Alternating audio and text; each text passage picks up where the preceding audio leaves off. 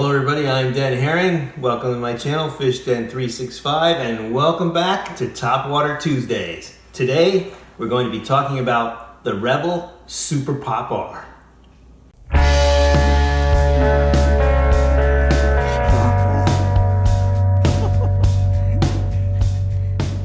How about that, huh?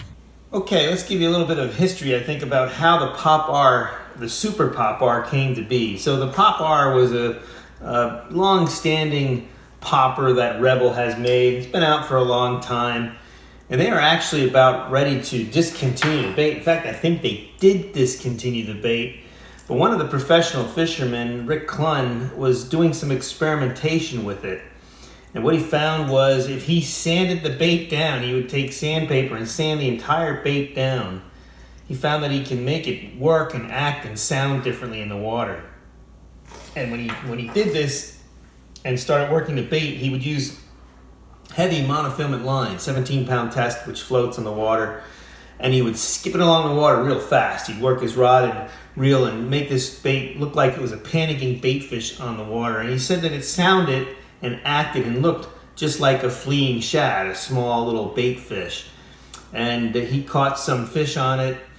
I think he then told Zell Rowland about it. Zell Rowland won a tournament on it, and then the cat got left out of the bag, and the Rebel Pop R was brought back because it became very popular. But, you know, for years those guys were modifying the bait, not saying anything about it. Well, eventually it all came to light when Zell Rowland won one of the tournaments. This is back in the day, and then when the Rebel came out with the Excalibur stuff, Excalibur series, they came out with this Excalibur Super Pop R, or just the Rebel Pop R, Super Pop R. There's actually both. I guess the finishes might be different. This is what the bait looks like. This is a modified one, and I'll go over why and what I do for the mods. But you'll notice the shape of the bait is different. It's longer, but a lot thinner. It doesn't have it's not as big in diameter. I think it has a nicer bait fish shape to it, and it's a really good fish catching popper. If you fish poppers and like popper fishing and you haven't tried the Super Pop R, you might want to try it because I think you'll like how it works. I think that the shape is fantastic, and I've caught a lot of fish on this. It's one of my favorite topwaters. So much so that you'll notice that on these here, I've got tail feathers on all of them and no tail feathers on this. Do you know why that is? It's because I don't fish these. These Super Pop R is just so much of a better bait that I don't even bother with the Pop R anymore. I like the Super Pop R that much more.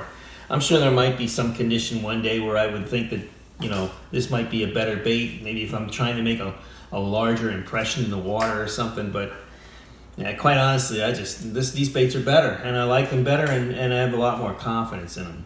So you'll notice I have tail feathers on them, you know, and when you're fishing a popper, you should, because a popper is something that you could fish fast and keep it moving, but oftentimes there's periods where you stop and you just let the bait sit still, and sometimes you fish it extremely slowly, and that's when these feather tails can, I think, make a difference and catch you a few extra fish, because it looks like it's living and breathing in the water, so to speak, and so I think that's an extra attractor. So that's one of the things when I'm fishing a Super Pop R, I'll always have a tail feather on there.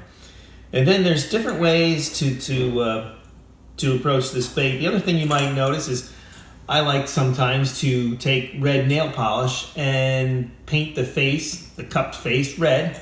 That's one thing that I'll do. Sometimes though, I'll do this. I'll make it white. And so I like this white cupped face because sometimes as you move the lure forward and it goes forward into the water, that white, it gives a little bit of a flash. It's just a subtle thing, but I sometimes think that catches fish just as well as red. And so that's why I have that white on there, that bright white on this baby bass colored one. By the way, this is one of my favorite colored ones. These are my two favorite colors in this bait. Baby bass, I don't know what this is called, but it's it looks like a bait fish. It's got the black silver sides, a little bit of blue on it. Has that shad or alewife appearance to it. Both are very good colors. The other thing I do is I modify the mouth of the bait. So one of these, I believe this one, is not modified at all. So I'm gonna move up closer so that you can see the way that shape is. And then I'm going to show you how I modify them. So here's one that I modified, and you'll see that I've taken some off the top and off the bottom. And I'll tell you why I do that in a minute. Here's one where I took more off the top than off the bottom. You should be able to see a difference there. And then this one I did another very similar to this. I took some off the top and bottom. So, and this is how it comes. So, why I do that? So if I have it where I shave the bottom, and I just use a file to do that, shave the bottom, I leave the top alone. When you do this and you work the bait, it spits more water forward because the water is pressing against the bait, and then that top lets the water curve and it spits real well. So if you want a bait that spits a lot of water, this is the one to do that. If you don't change the bait at all, if you leave it the way you got it out of the package, it does a little of everything, but it has much more of a bloop to it when you give it a hard jerk. So if you want that big bloop with the big bubbles, that's when you might want to leave it alone. Usually I modify mine because I don't like that. I don't prefer that action over some of the others that I can do. I like that spitting action, but more often than even that, I like to shave off the top and the bottom. And the reason why I do that is because when I do that, it allows me to work this bait much faster. So with the bait shaved like this, it'll still spit water, but it won't have so much resistance against it. So I can throw this out there and work it back fast, like a fleeing baitfish, like Rick Clunn used to do with the regular Pop-R. And if you get good with this, you can actually make it walk the dog a little bit too. So now you have it's blooping, it's popping, it's spitting, but it's also walking the dog. And so that makes this bait even more effective from my point of view. And you can still fish it slow. You know, oftentimes I find that one of the best ways to fish this bait is to do nothing at all. Just throw it out there and let it sit as long as you can stand it. And then just the slightest movement. I mean, that's all I'm doing, where I'm just doing that, where it looks like it's totally hurt. It hardly even moves in the water, and I just let it sit again. It makes one little ripple. No bloop, no nothing, no spitting. It's just boop. That's all I do with it.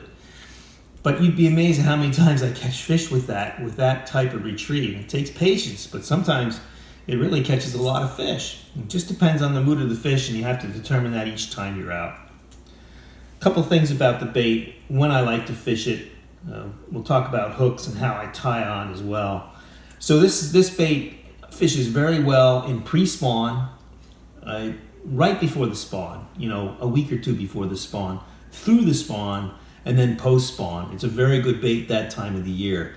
So, late spring, springtime, early summer, great bait. It's also good through the summer. It's great in the fall as well. But it's a really good bait after the fish have spawned and they're a little lethargic, and this is the time when you can really catch a lot of fish on this bait. The hook that I use is always a number 4. It just seems to be best balanced on this bait.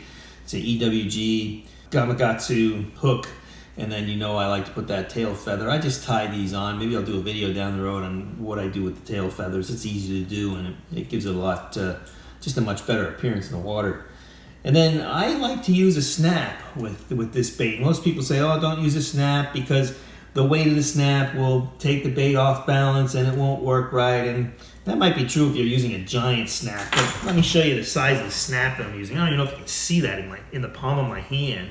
Right there. That's the size of the snap that I use. It's tiny and yet it's strong. It doesn't weigh a lot. It doesn't weigh much at all. And so I like to use a snap. It allows me to change lures quickly if I want to, and I don't feel that it disturbs the action of the lure in any harmful way. If you don't want to use a snap, the other way you could do it is you would tie a loop knot on the bait, and then that loop would allow, and the reason why I like a snap and the reason why you tie a loop knot is it gives the bait more freedom of movement when you're working it. So it'll tend to walk the dog a little bit better, and it'll have a better freedom of movement. So that freedom of movement is what we want to get out of using either a snap or a loop knot. And the loop knot tends to be a weaker termination than the snap. In other words, when you tie a loop knot, you usually lose about 30% of your line strength. And if you tie a Palomar knot onto a snap, you're maybe losing 5% or less if you tie that knot well. So that's the difference, and that's why I like to use a snap. I don't feel that it gives me any negative cues, but I get some positives out of it. You've heard about the modifications that I've made to the bait and why. I'd like to hear your comments. If you fish this bait, what you do with it, how you work it, what's good about the bait, what you might not like about the bait, those kind of things. Well, if you like the video, don't forget to hit the thumbs up, hit that like button. Also subscribe to the channel. We're certified Bassified. We're all about the art and science of bass fishing. And like always, may God bless your fishing endeavors.